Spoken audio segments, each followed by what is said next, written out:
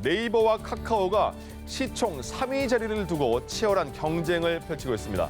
자, 두 기업의 앞으로의 성장 가능성에 대한 기대가 큰 만큼 또 해결해야 할 과제도 많다는 지적이 나오고 있습니다. 관련 내용 살펴보겠습니다. 자, 그리고 디지털 금융이 가속화하면서 은행권의 채용 트렌드가 변화하고 있습니다. 자, 창구 업무 대신에 IT 인력 채용이 늘고 또 기존 은행원들은 디지털 인재로 전환시키고 있습니다. 자, 은행들의 IT 인재 확보 경쟁 살펴보죠. 경제 읽기 브리핑이었습니다.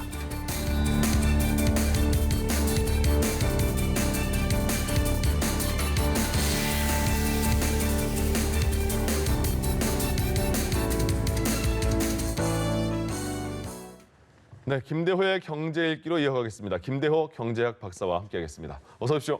예, 반갑습니다. 예. 네이버, 카카오 시총이 작년보다 굉장히 많이 올라간 것 같은데요? 예, 시총 이러니까 너무 전문 용어 같지 시가총액. 않습니까? 그렇습니다. 예, 시가총액. 이 주식회사 입장에서는 가장 중요한 지표 중에 하나가 시가총액인데요. 네. 자기 회사가 발행한 주식 발행 숫자에다가 현재 주가를 곱한 게 시가총액이거든요. 예. 그러니까 한마디로 시가총액이 100억이다 이러면 그 회사 주식을 모두 사기 위해서는 현재 가격으로 100억을 주면 된다 이런 네. 얘기입니다. 예. 그러니까 회사의 덩치나 외형 규모를 얘기할 수 있는 건데요. 이게 지금 네이버하고 카카오가 3등, 4등. 그중에 특히 네이버보다는 카카오의 상승세가 더 무섭습니다. 예. 카카오 같은 경우는 지금 3등으로 올라가고 60조도 훌쩍 돌파를 했는데요. 우리나라에 현대자동차 그 큰 회사 길거리에 엄청나게 많은 네. 자동차가 굴러다닙니다만은 그 자동차 회사보다도 지금 네이버와 카카오의 시가총액이 더 높은 것이에요. 예. 네이버와 카카오보다도 시가총액이 더 많은 회사는 딱 우리나라에 이제 두 회사밖에 없습니다. 삼성전자하고 SK 하이닉스인데요. 자, 연도별로 보면 지난해까지만 하더라도 시총 순위가 상당히 네이버, 카카오 다 떨어져 있지 않습니까? 예. 이게 둘 다 올라가고 카카오는 훨씬 더 빨리 올라가는데 이 시계를 한 5년 전이나 10년 전으로 올리면 네. 그야말로 하늘이 천지가 개벽할 정도로 빠른 속도로 지금 카카오와 네이버가 올라가고 있다. 아주 폭풍의 질주를 하고 있다. 이렇게 볼 수 있습니다. 예, 뭐 네이버, 카카오 색깔만으로도 이제 상징성이 충분해졌잖아요. 근데 네이버, 카카오, 특히 말씀하신 카카오가 더 빠른 성장세를 보이고 있다. 카카오는 왜 그랬을까요? 그럴 수 있었을까요? 예, 특히 최근에 들어서 카카오가 신산업에 많이 뛰어들었습니다. 네. 신산업에 뛰어들었고 그 신산업을 IPO라고 이제 기업 상장 공모를 하게 되는데요. 공모하는 과정에서 사실 기업들이 돈을 많이 벌게 되거든요. 예. 그 번 돈은 사실 모 회사인 카카오가 자산 가치가 높아지니까 아마 사람들은 지금 아직 상장하지 않은 이를테면 카카오뱅크, 카카오페이, 네. 또 최근에 뭐 상장한 카카오 게임스 이런 회사가 상장할 때 카카오란 주식의 주가를 지속적으로 사 들어갔고 또 상장한 이후에도 연결 재무지표상으로는 자회사의 수익이 모 회사의 수익으로 잡히거든요. 예. 거기다가 또 최근에는 카카오가 손해보험 우리나라 보험 사상 처음으로 IT 업체가 금융위원회로부터 손해보험사 허가, 사실 예비 허가를 받았어요. 예. 카카오는 지금 은행도 하고 있는데 거기다 손해보험까지 하면 그야말로 금융에서 최강자가 될 수가 있고 또 지금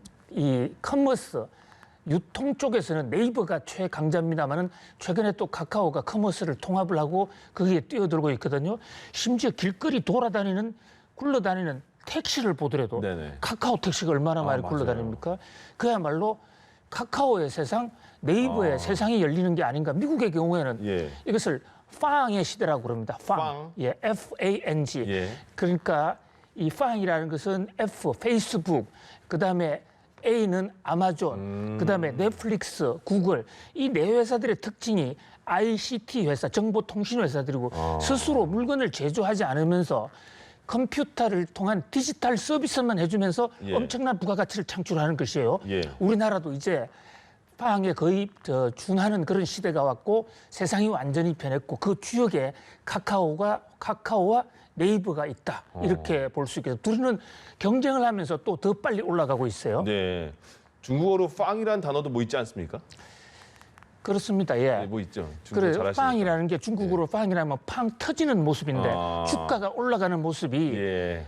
마치 그 폭죽이 터지는 모습과 같아 해서 중국 사람들이 원래 빵이란 말을 만들었어요. 네. 근데 미국 사람들도 지금 그걸 쓰고 있는 그렇군요. 미중을 넘나드는 지금 이 분석을 해주시는군요. 그러네요. 저희가 네. 빵 기업을 살펴봤습니다. 자, 네이버와 카카오 그러면 앞으로 두 기업 지금 주 그래프 보니까 쭉 올라가는 성장세인데 앞으로의 전망은 어떨까요, 또? 예, 앞으로도 그 다른 어떤 기업보다도 빠른 속도로 성장할 가능성이 있다고 봅니다. 예. 물론 주가라는 것은 단기적으로 주가가 오르면 또 주가는 떨어질 수 있기 때문에 네. 뭐 단기적인 주가 전망보다는 회사의 전체 미래, 자산 증가 가능성 이런 데 보면 지금 현재 이 오프라인과 디지털이 결합을 하는 이런 시대가 되어 있거든요. 예. 오프라인 하나만으로는 아무것도 할 수도 없고 IT만으로서도 별로 생산성을 내지 못하는데 네. 바로 이 그 카카오와 네이버는 지금 두 개가 결합하고 있고 이 카카오와 네이버의 가장 큰 특징은 네이버는 검색 포털로 해서 뭘 찾아보기 위해서는 네이버를 들어가야 돼요. 네. 또 카카오는 통신하기 위해서 이걸 메신저 앱이라 그러죠. 예, 예. 뭐 가족들한테 또 친구들한테 뭐 하나 보내기 위해서는 카톡 하는 걸 예. 보내야 된단 말이죠. 그래서 본인의 의지와는 관계없이 네이버와 카카오의 플랫폼에 올라가는 거예요. 아. 그것을 지금 네이버나 카카오에서는 영업 전략으로 예. 이렇게 카톡으로 들어온 사람을 택시 승객으로 또는 보험 소비자로 은행 고객으로 이렇게 연결을 시키고 있는 것이거든요. 예. 이건 세계적인 추세이기도 하고 결국은 국가적으로도 결국은 IT 쪽에서 누가 경쟁력을 갖느냐에 따라서 우리나라의 국가 미래가 걸려 있다 이렇게도 볼 수가 있겠습니다. 그렇군요. 자, 네이버와 카카오가 시가총액 3위 자리를 놓고 싸우는 상황에서 네이버의 창업자 이해진 책임자 또 카카오의 김범수 의장 둘의 관계가 좀 어느 정도 인연이 있나 보죠? 인연이 있는 정도가 아니고 같이 컸다고 볼 수가 그래요? 있습니다. 예. 예. 우선 저 이해진 네이버 대표와 김범수 카카오 대표는 서울대 공대 86학번 동기생들이에요. 네. 물론 그 김범수 회장이 대표가 나이는 66년생으로 1년이 더 앞섭니다. 그런데 예. 재수를 했어요. 아, 그렇군요. 그래서 들어가서 86학번으로 같이 만났고요. 형이라고 부르는지 모르겠네. 재수한 사람한테. 예, 알겠습니다. 예. 개인적으로는 친구로 부르는 걸로 예, 알고 예, 예. 있고요. 자, 이제 두 사람은 대학에서 만난 것뿐만 아니라 이해진 이 대표는 카이스트를 거쳐서 직장 생활을 하고 김범수 대표는 서울대에서 석사까지 하고 했는데 첫 직장이 또 같은 회사 동기생입니다. 그래서 삼성 SDS라는 네네. 곳인데요. 데이터 서비스 하는 곳이죠. 예. 물론 거기 이제 군대 가는 대신에 근무하는 산업요원 산업요원이었군요. 이제 그쪽으로 갔는데 거기서 또 만나게 되는 거예요. 그러고 이제 이 바깥에 나가서 각자 창업을 합니다. 네. 지금 그림에 보이는 오른쪽 김범수 세간에서 범수형 부르는 이 김범수 대표는 예. 게임에 미쳐서 애들하고도 밤새워 게임을 하고 이러다가 게임에서 한양대 앞에서 그 PC방을 개업을 하면서 거기서 한게임이라는 회사를 만들어요. 아, 예, 예. 그리고 이혜진 대표는 검색 찾아보는데 여기에 필이 꽂혀가지고 이제 네이버를 만들게 됩니다. 그거 다 삼성 SDS 친구들, 서울대 공대 친구들하고 같이 만드는 거예요. 예. 그러다가 두 회사가 2000년도에 와서 아예 통합을 해버립니다. 그래서 한 회사가 되죠. 네. 그래서 이름을 NHN으로 바꾸고 정말 슈퍼 통합이 한번 이루어졌죠. 그런데 이제 결국은 이 영웅은 같이 하기가 좀 어렵다라는 그런 속담이 있어요. 예. 너무 이제 출중하니까 그래서 각자가 이제 길을 헤어지게 돼서 이혜진 대표는 검색 쪽으로 특화를 하고 네. 김범수 회장은 메신저 앱으로 그러나 결국 정상에서 예. 최고는 다시 만나게 되는 겁니다. 결국 한국 IT뿐만 아니라 세계 ICT의 운명을 걸고 예. 좋게 보면 새로운 시장을 개척해 나갈 수 있다고 볼 수 있고요. 좀 이제 가까이서 보면 둘이가 아주 치열한 경쟁자로서 시가총액 아마 요즘 이혜진 대표 식사가 잘 안 될 거예요. 그동안에 계속 이겨왔거든요. 네. 근데 최근에 역전이 됐지 않습니까? 그래서 뭐 살도 많이 빠졌지 않습니까? 그런가요? 아마 그 경쟁 관계도 굉장히 있을 거예요. 그런데 그런 경쟁이 또한 두 회사의 발전을 뭐 동인한다, 유인한다 이렇게도 볼 수가 있겠죠.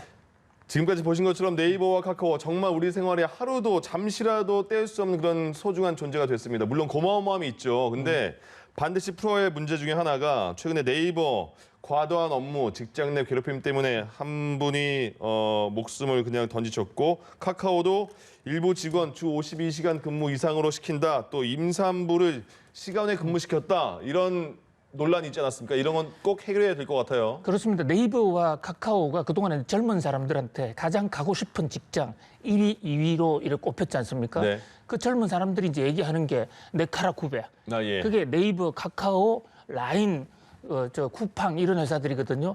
그런데 지금 그래픽에서 보시다시피 카카오와 네이버 또 꿈의 직장으로 불리는 회사의 이면에는 예. 많은 또 문제점들이 지금 지적이 되고 있습니다.